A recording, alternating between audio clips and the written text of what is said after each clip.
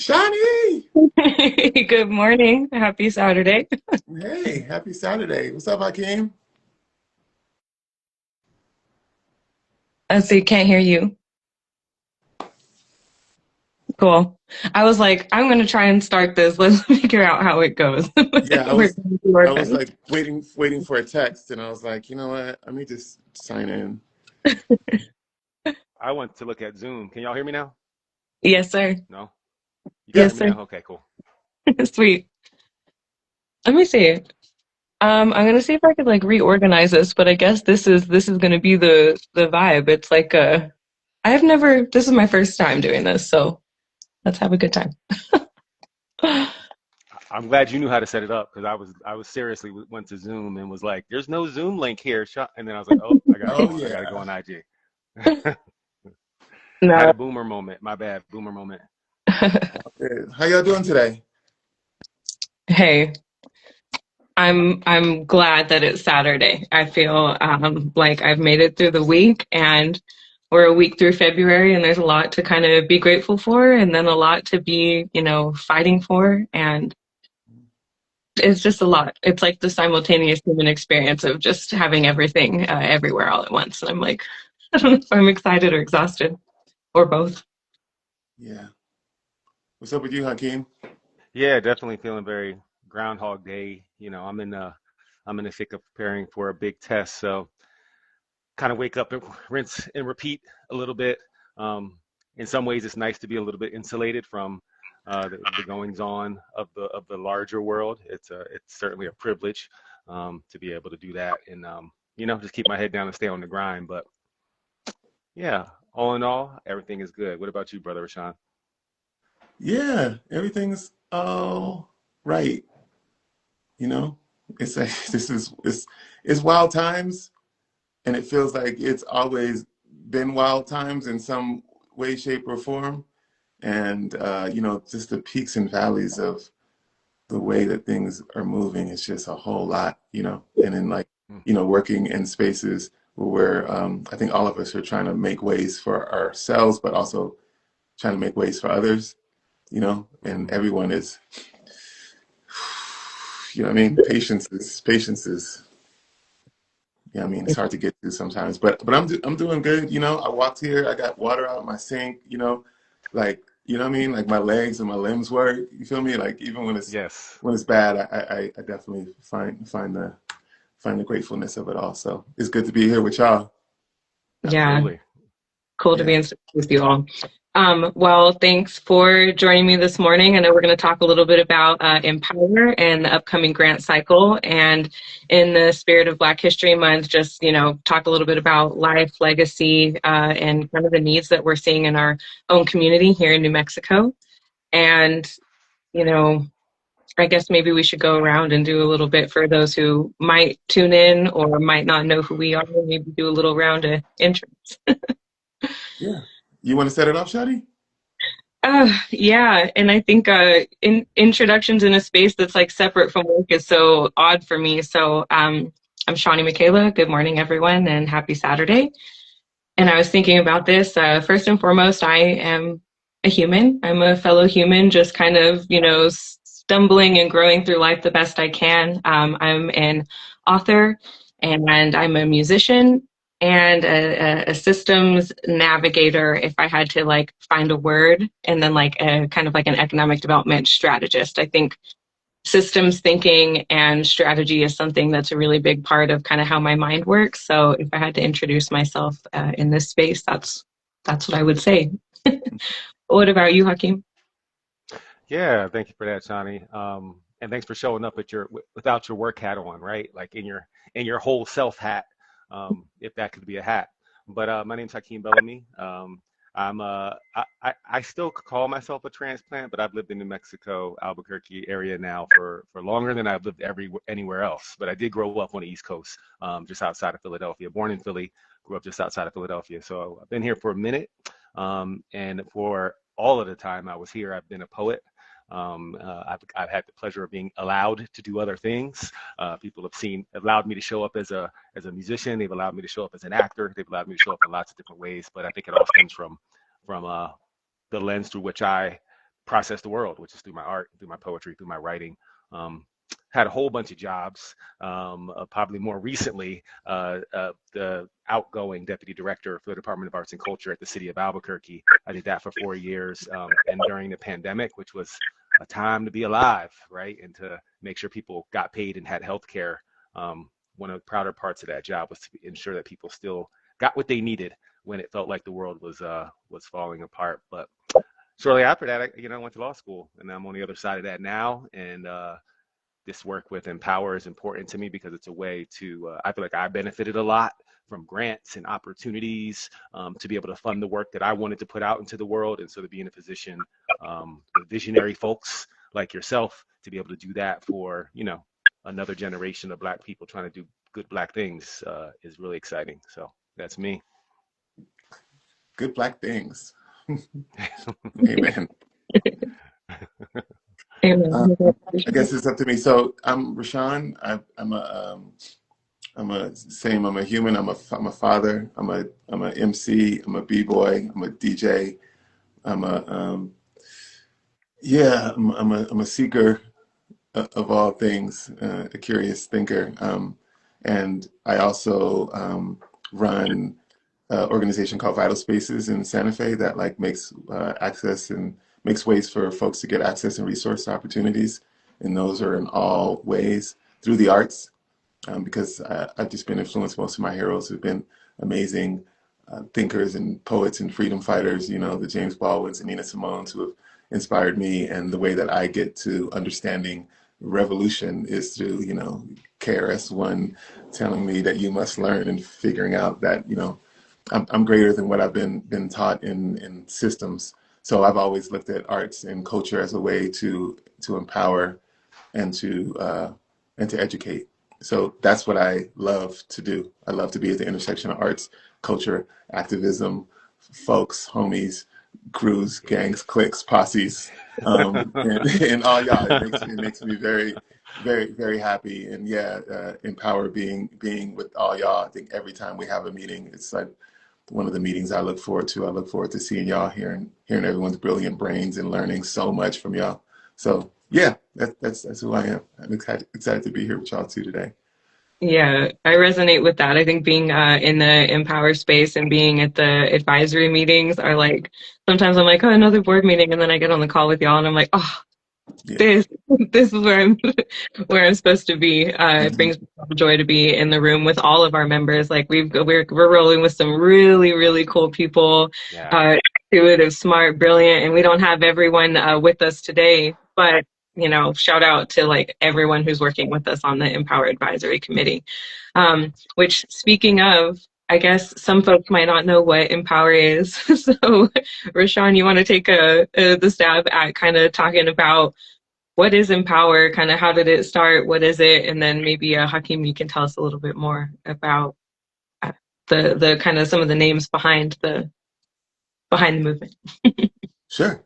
So Empower started in 2023, and one of the ways it started was I've been friends with Chris Gett, who runs the Santa Fe Community Foundation. He's the president over there, and we have lunch, and he's also a musician, so we trade records and listen, talk music and talk all things shop.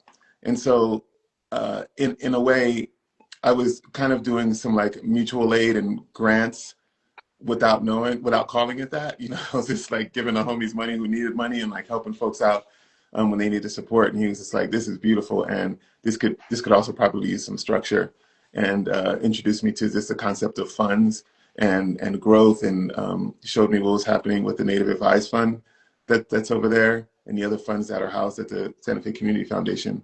And what I really loved was the breadth of long thinking that comes with setting up this fund, which is half of you, if you donate $1 to the Empower Fund, half will go to programs for now or the next year, and any other half is saved for future generations. And I really love the long-term thinking of, okay, we can help folks now, but how are we setting up people for success long-term?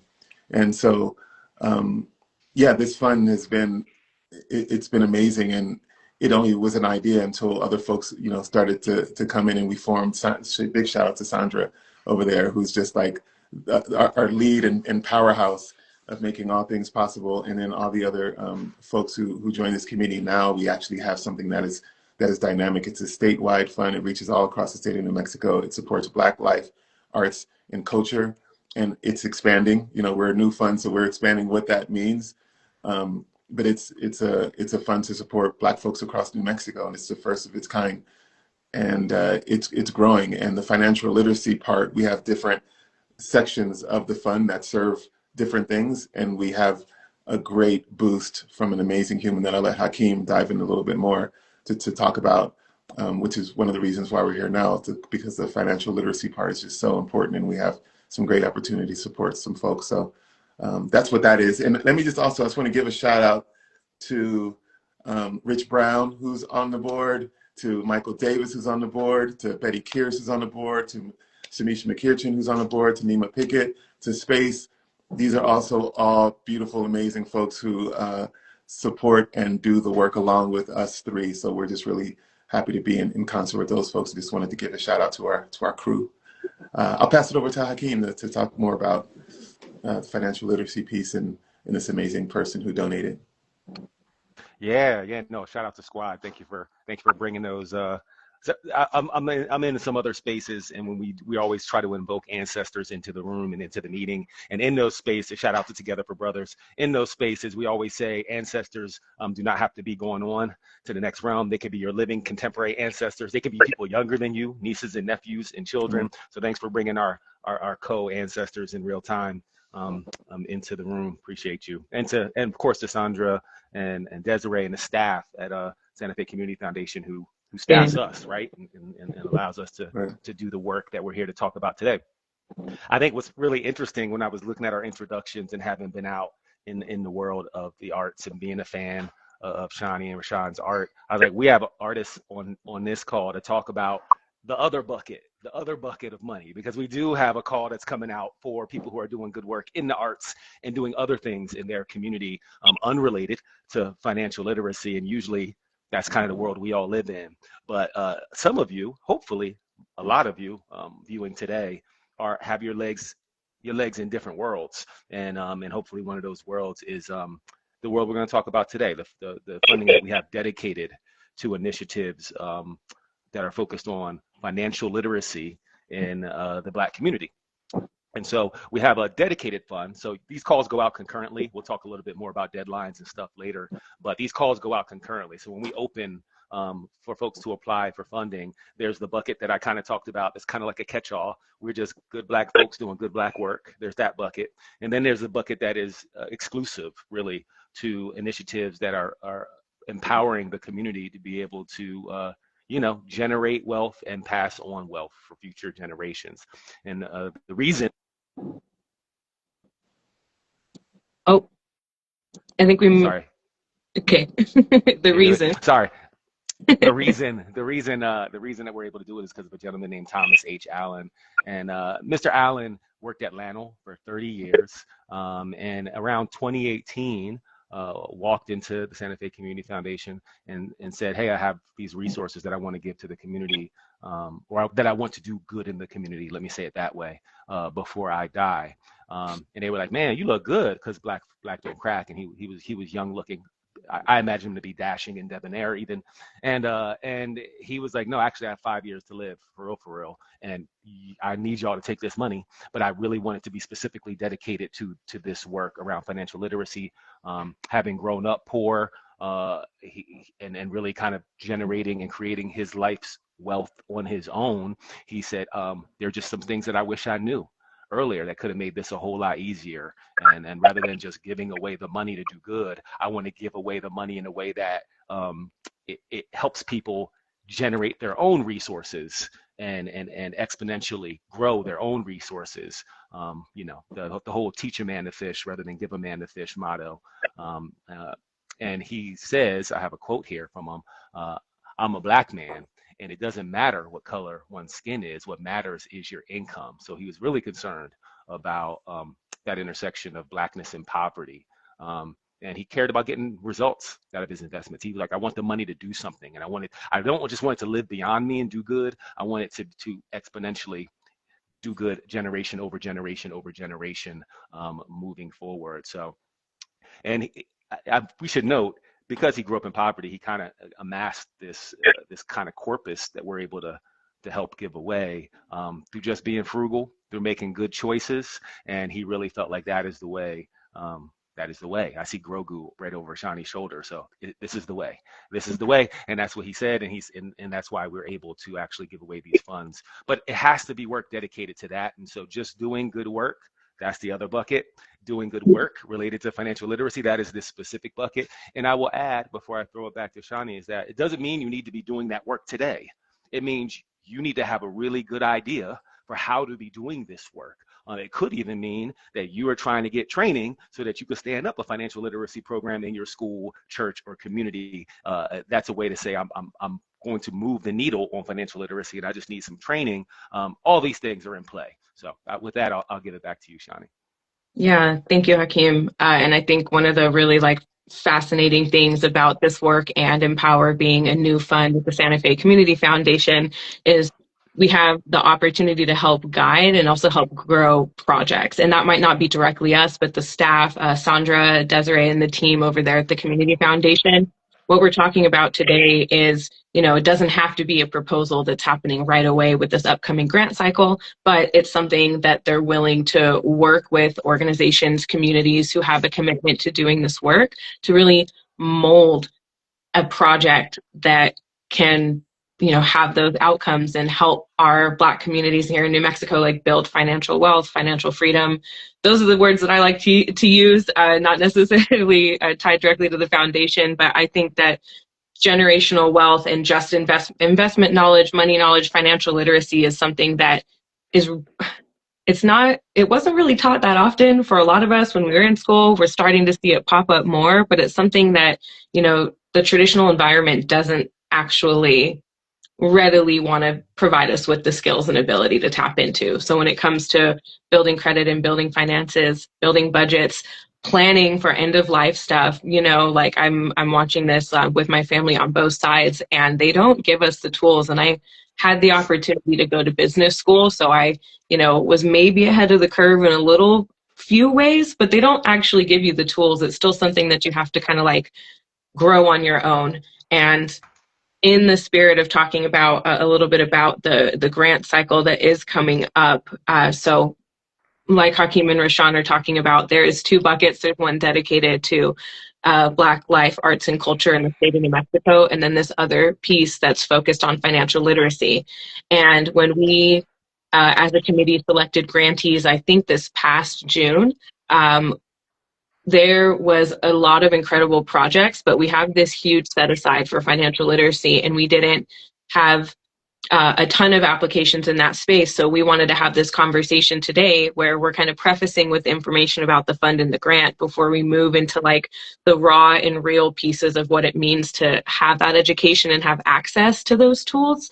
That we wanted to put it on folks, minds and hearts that we're going to be looking, the committee is going to be looking for folks that are focused on providing financial literacy education in the nonprofit realm. So let me talk a little bit about the grant fund, right? That's going to open, I believe, on Monday, and it's open. I had it written down and now I don't have it on my paper. It's February 9th through March 19th, something like that, where we're going to, the Community Foundation is going to be opening its spring grant cycle. So they accept applications from 501c3 organizations, and they also will accept organizations that have a 501c3 fiscal sponsor.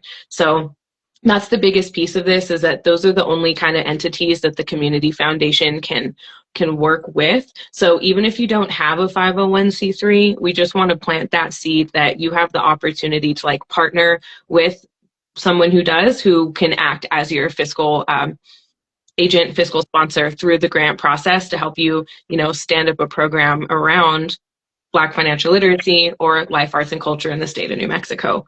So if you want to apply and you're interested in the grant piece of that, that's all going to be housed with the Santa Fe Community Foundation. So they've got a page, they've got upcoming informational sessions, and we can't necessarily work directly with folks on proposals because it would make it a little hard down the line when we're trying to do the evaluation and kind of scoring piece. But we wanted to have this conversation and put it out there, you know, before the grant opens, just to kind of brainstorm about and talk about the kinds of projects that could come to being through this opportunity and what projects could look like. And because this is so new, like, we have the opportunity to mold that. And that's something that's really unique about this space is I've sat in a lot of grant making spaces before, and we don't have the ability to be like, well, let's like have a conversation about what this could really look like in practice and what we want to see. So I'm excited to be able to talk a little bit more about that, right? So maybe with that, why are we talking about financial literacy right now for you both? Like, what are you thinking when you think Black financial literacy, and like, what's the need and why now? Why is this important?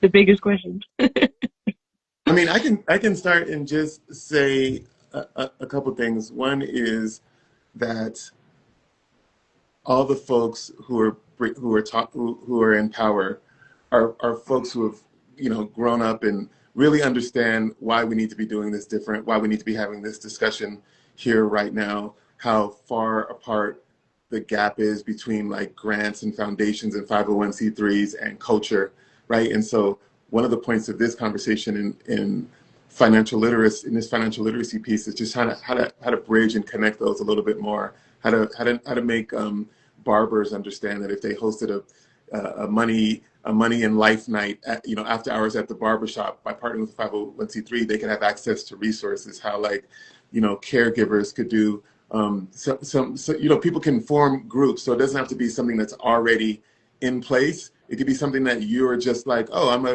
a DJ. I want to learn about invoicing and taxes and royalties, and like, let's all get up a group of all DJs and MCs and figure this out, and like figure out how we can prosper. How can, like, churches do things after hours in their church group? Like, how can folks who are already kind of doing this work, because a lot of this is just language, you know, and translation. I've learned being in this space more and more. We're already doing these things. They're just not called to certain things. So when I hear financial literacy, and I'm hoping that when folks hear this or read this, that they understand that they're included. You know, it's part of the work that they're doing. If you're making money and are trying to figure out how to make more money, or trying to figure out how to grow your business, or trying to figure out how to just hustle harder in a direction that's more in line with your value and your futures, you know, forming a group, partnering with other folks, discussing how to do it, there's an opportunity for you to be involved and to be a recipient of this grant. And we would love to see that happen. I remember the last grant cycle, there were some folks who the application wasn't maybe as technically strong, but all of us in the room were like, that's folks, we understand what that is. Yes, yes, yes. Mm-hmm. And so I just want to encourage folks to really think about partners, think about the work that you're already doing, in making sure that this, you know, this language and this process, you know, doesn't self kick you out of you know, getting support, monetary support for some of the good work you're doing.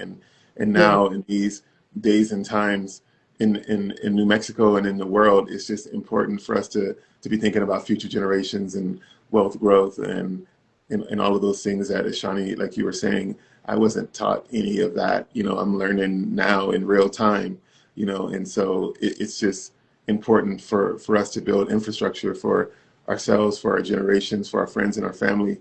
And like I said, a lot of us are already doing this in a way, but there's another gear, there's another level that I think this grant and this kind of support can help a lot of folks get to. So yeah, and I think what's super cool about it, sorry, Hakim, real quick, is like that the community foundation. So if folks hear an idea on the call or something like gets ignited in them and they get excited about like the potential, the community foundation staff is like willing to work with them on a proposal over time, even if it's not selected for funding right now. Like, they want to work to develop that so that your project does eventually get funded, because we're in this space that the fund is new, so we're still like, it's still growing and finding its legs.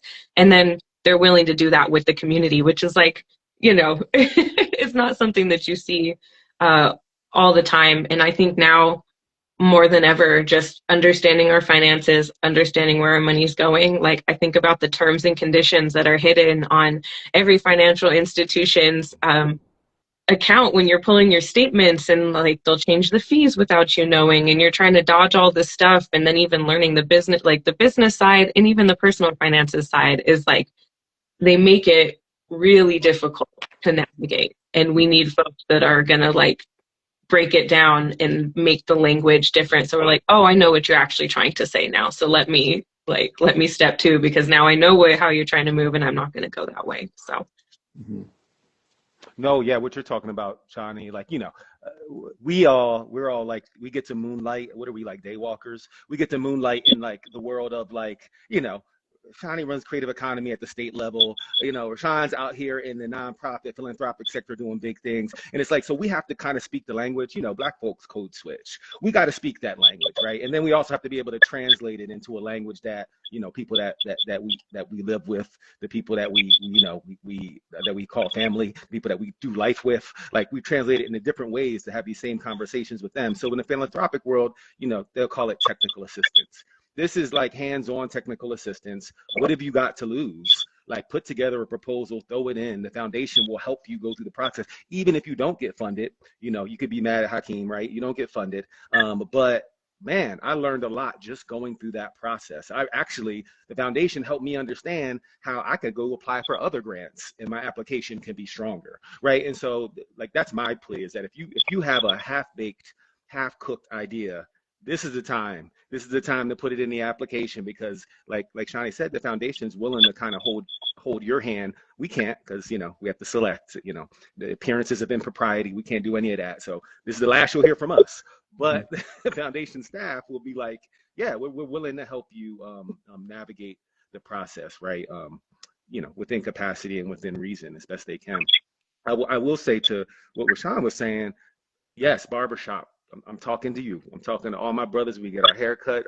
This is for you. It's like, you've already gotten yourself, if you own a space and you employ other barbers, you've already gotten yourself to a status in life, a level of financial literacy and information that the general population in the Black community does not have. Mm-hmm. Just you sharing that knowledge is teaching financial literacy, because that knowledge is now beneficial to anybody else who wants to start a business and not make the same mistakes that you might have made, right? And so that lived experience is financial literacy. We don't think of it like that, but it is literally, it's the apprenticeship model, right? Like, I went through this so you don't have to, so I'm going to share it with you. This is what I've learned, right? So that you don't have to learn these lessons the hard way. And I feel like that really speaks to what Mr. Allen wanted, right? He wanted the word to be passed. Like, he doesn't want us to be shut out for lack of knowledge, for lack of money. Okay, sometimes we're shut out for lack of money, but he's like, if I can give you the knowledge to make the money, then you don't have to be shut out any longer. And I think that's important in a world where, folks, that I can only speak for myself, my own politics, in a world where we're like, screw the rich, if you will. That doesn't mean that we still don't want to be able to provide and do things for our community, and for the causes and things that we care about that require money. Sorry, it's necessary, a necessary evil, some even say. So you can't just be like, oh, I'll figure it out, and the community got me. We have to be able to put ourselves in a better personal space to insulate us from some of the policies that are, being generated by billionaires. So with that, I'll leave it there. Right. And let me just add in that this is one of the few times that this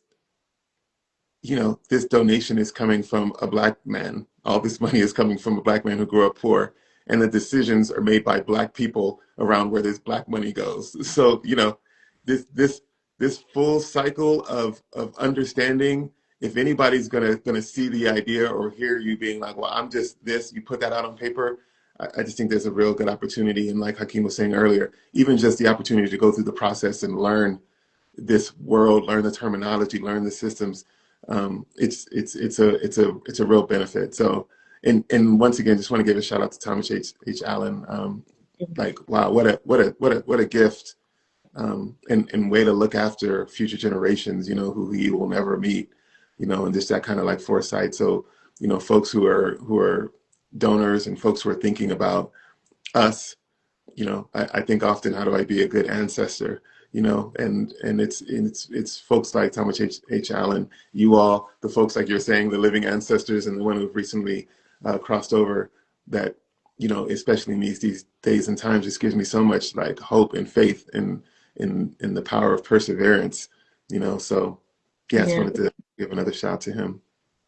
Yeah. And I think what's to Hakim's point, right? If we're going to build the tables, if we're going to build the institutions, if we're going to move this work forward, it's going to take capital investment, money, finances, and it's going to take the literacy of knowing how to navigate those systems. And that's something that I get excited about. I get equally frustrated, but it's also like, oh, if we can teach, folks how to also go about this. I watch folks who are trying to clear up their credit reports or combine payments and do all the things. And I've been blessed to like learn how to navigate some of that myself. And it's like not the most fun writing a bunch of affidavits and calling up creditors and having conversations with them. Like it is like not It's fun. intrusive. It's intrusive, right? Like I was studying for my license Oh man.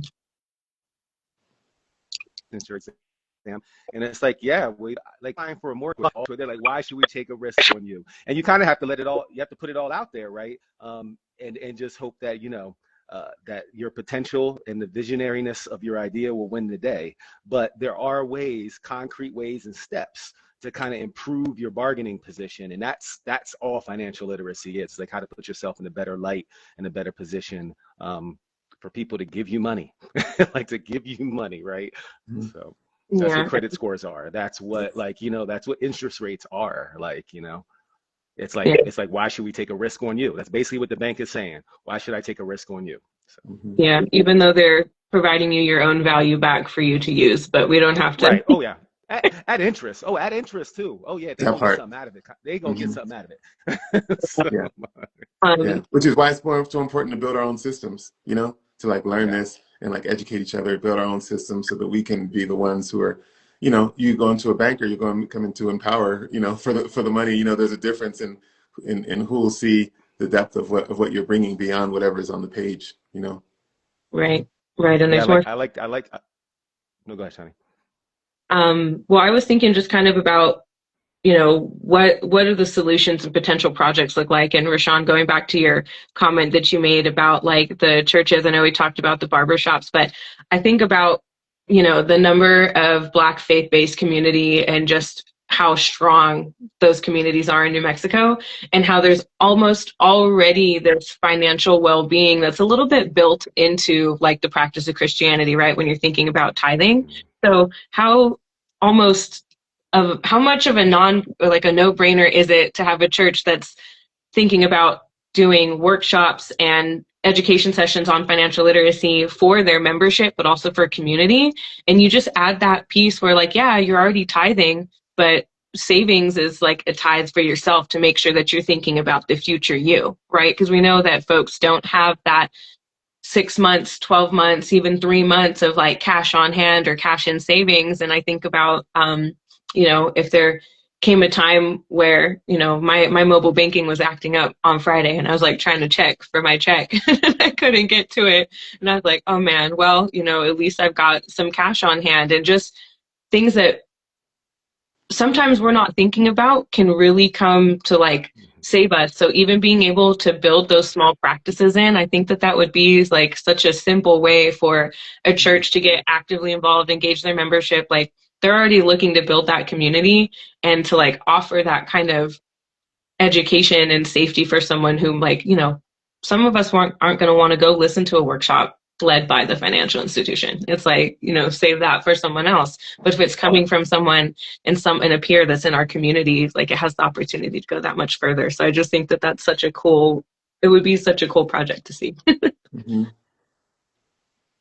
Yeah, and I Yeah. think places like barbershops, like churches that are already gathering folks that already have trust built in are perfect examples of groups that might want to apply for this. Even like, you know, elder cares, elder folks who are like trying to figure out how to do, you know, digital banking or avoid scams or like, you know, navigate their retirement savings. There's a whole bunch of ways that I think groups that are already existing and maybe talking about some of this stuff more casually can just formalize it a bit, do some broader education and help a lot of other folks out. Yeah, and I like that. That's right out the park, Raashan, is that, yeah, wills and trusts, like that's financial literacy. Making sure that, you know, some of y'all out there be like, I don't want the government to have my money. Well, you need to have a will in place, right? That is financial literacy. And what do you need to do to be able to have a will in place so that that money goes, you know, to the people you love instead of the new school that's being built down the street, right? So like, how do you protect your wealth, not just how do you generate wealth? Like all of that is in the big, you know, container of things that are financial literacy. And with the churches, it is a no-brainer. You're right, Shani, because that is what tithing is. Like tithing is a way, it's conceptually, tithing is budgeting, conceptually, right? And so your tithe is your investment, you know, in your situation and status in eternity, amen? But between now and then, how are you going to survive? So that's when you tithe yourself, right? And the churches, you know, obviously they have an interest in your salvation, but as a good business move, my parents are ministers. My late father was a pastor. As a good business move, if my parishioners are doing better, their tithes are doing better, right? And so how do I, like, it is an investment not only in just the individuals in your church, and I'm talking to the pastors and the church leaders. It is also an investment in kind of just growing the capacity, and that's what money allows as part of the capacity of your church. You are able to serve more when your parishioners are doing better and you are generating more revenue, because the churches just put that money back into the community, right?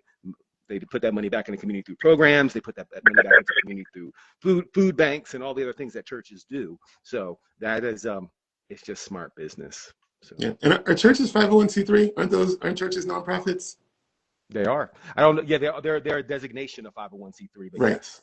Right. Yeah, and if folks are even, I was thinking like when you were talking about like building your credit, like formerly incarcerated folks, you know, folks who are homeless but maybe are getting into housing now and like rebuilding their lives, like understanding how to rebuild credit, understanding navigating, you know, banking systems without the predatory traps and credit cards and all of that.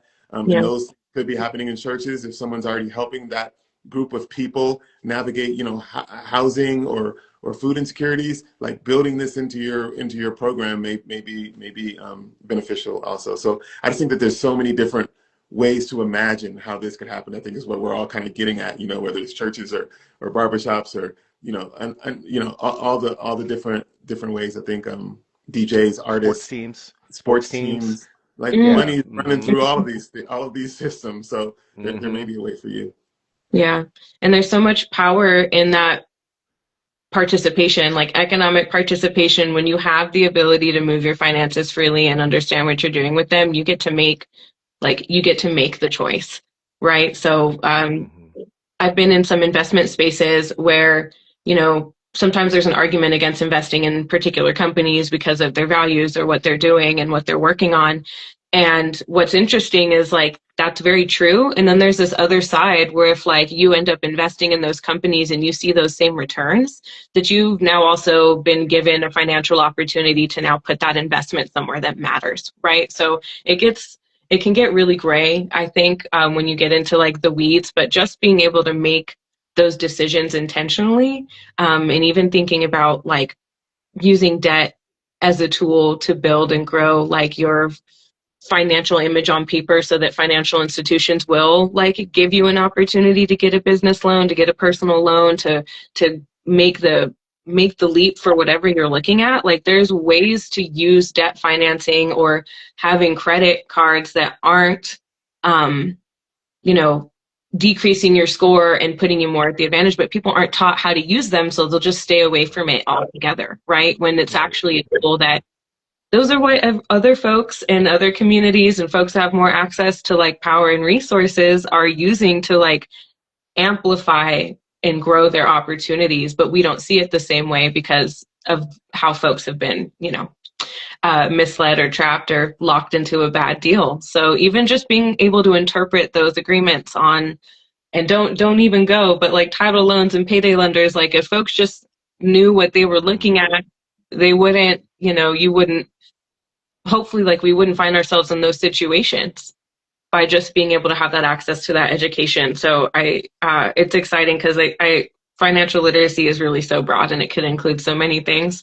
And I'm a huge advocate for trusts, especially in New Mexico. If you don't have trust for your estate or for your wishes or your will, like it's going to go to probate court. And then I remember, I think I have like a VHS of these really old cartoons, and Elmer Fudd gets a letter in the mail that he's been left a bunch of money, and then at the very bottom of all the calculations, you actually owe us because of all the stewardship that we did to take care of your finances and the probate costs that just totally eradicated like any sense of wealth that they were going to be invested into. But folks don't know that. So they, it's like, yes, the will, but also the trust and all these pieces that, we're not always taught about. Like you have to go looking for it. You got to pull back the curtain when like it should be readily available. So can I just say I figuring out how to love that. navigate taxes, figuring out how to navigate taxes. Like we're all, I imagine, especially as DJs and artists, we all oftentimes have an entity outside of ourselves, whether it's a sole proprietorship or LLC.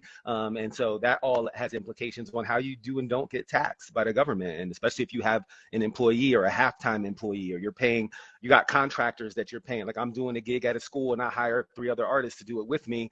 Do I want to be paying taxes? Or I don't want to be paying their taxes necessarily. So all these considerations, and I learned a lot of these lessons the hard way. I have tax debt right now that I wish I had an S corp about 10 years ago. So like things that I'm still learning that you if you do not have to learn, like we can share this knowledge amongst each other for the benefit of all, right? So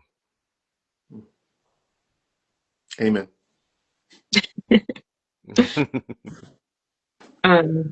Man, an artistic and creative project would be super exciting. I would be so I would be so excited to see that. Like hip hop finance. I'm here for it. All right, Yeah, right. yeah. And like I said, I think a lot of this is Or already somebody happening. shooting a little. It is happening. Like somebody could be shooting just put it out there. That's what Shani's like, seed some ideas. Like if you're gonna do a little mini doc, like a lot of y'all got media and filmmaking skills, and I want to do a little 5-minute documentary that's gonna have like, young people in it talking about financial literacy, right? Like they're saving money for college. And I might run it through a film festival. I'll try to get it at a couple of schools. That's my financial literacy project. That sounds amazing to me. Like, right? So Yeah. Yeah. So we've kind of framed the conversation. We're talking about the Empower upcoming grant cycle. If folks want to get involved or support Empower or be part of this work moving forward, I guess I put that to you. How can we do that? I mean, there's plenty of ways. I think the biggest and easiest is just going over to the Santa Fe Community Foundation website. I'm not sure what our slash is, but you can find us in Power within that website, and just finding out more about us, like donating to what we're doing, donating to the cause. If you have ideas or other resources that beyond money or in addition to money or instead of that you would like to offer, places to hold functions, introductions to folks who may have resources. Like I said, we support Black life, arts, culture, financial literacy, and throughout the state of New Mexico.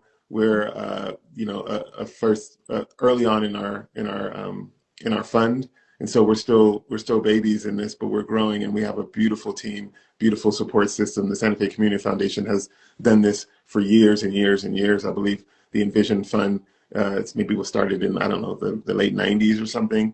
And so we're really excited to be growing this and having this kind of support for Black folks in New Mexico. There's a tricultural narrative here.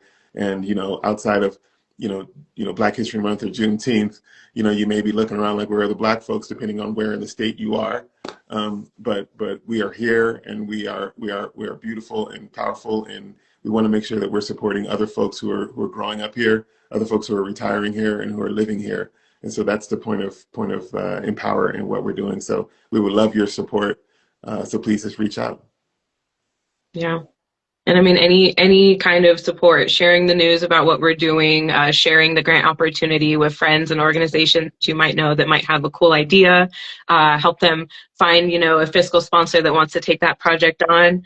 And of course, giving what you can, like every little bit helps for us. It doesn't matter, the size of the support. Like Raashan had mentioned, like for everything, 50% is for now, 50% goes to the future. And that's a model that's just, set up thinking long term and multi generationally already.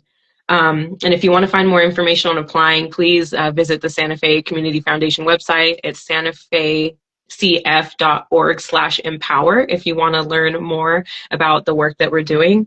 And gentlemen, you have any closing thoughts on this before we wrap it up?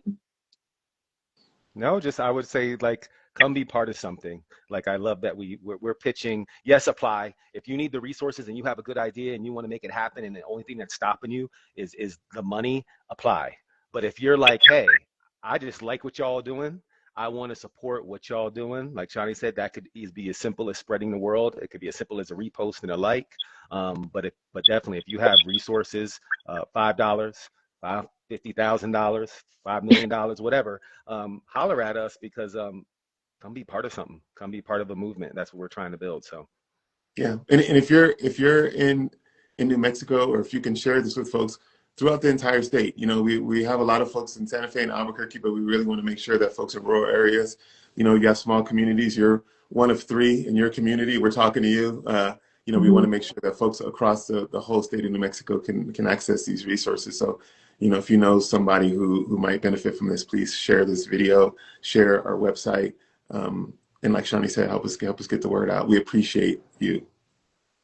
Yeah, awesome. And definitely, like, we got to get the word out to Clovis and Artesia and Roswell. I'm like, yo, apply for this funding. Apply. It's here, and we want to see it go across the state. Well, thank you for sharing space with me this morning and for talking about Empower and uplifting this movement that's happening at the Santa Fe Community Foundation. And grateful to be a part of this work with you all. And Thank hope you. the game goes great tomorrow if y'all are tuning in and watching that. So enjoy. We will. Yeah. Peace, Shani. Peace, Hakeem. Thanks, y'all. thank